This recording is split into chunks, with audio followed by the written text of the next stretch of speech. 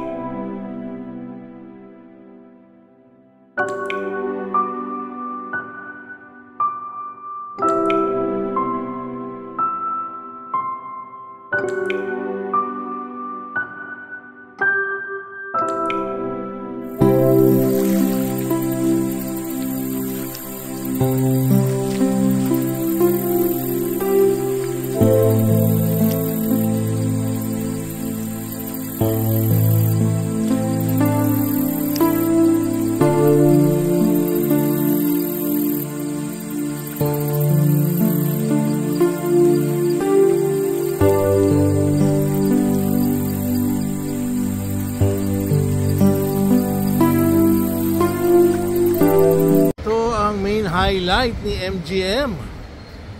Ito talagang giant lion, no? Ayan, si Berna, oh. Oh, naglalakad. Oh, yan ang main highlight, oh. Ang laki niya, oh, pag kinampera mo sa tao. Wow. Talagang para ka na sa Las Vegas. Yun ang signboard, oh. MGM. MGM with the big lion. Yes. Yan ang sikat na lion. Okay, so ito naman ang papasyalan namin, ang Wynn Hotel here in Macau. Yes, sikat itong Wynn. Katapat lang ng Wynn itong MGM.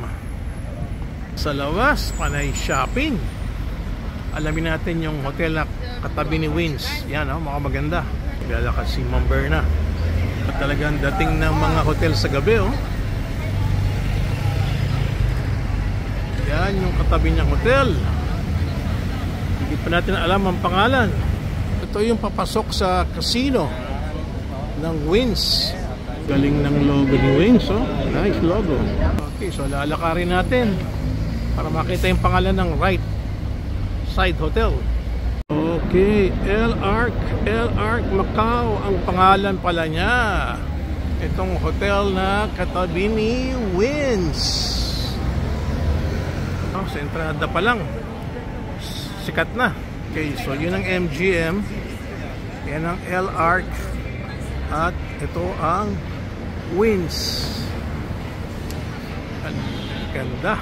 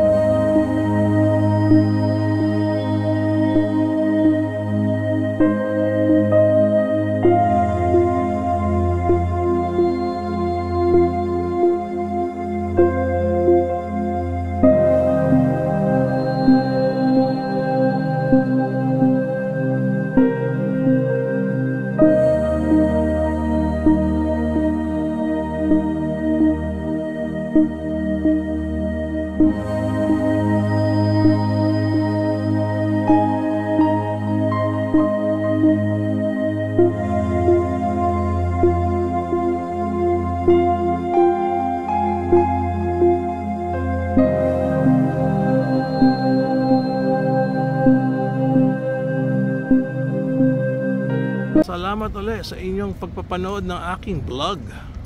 Goodbye from Macau. Ito na ba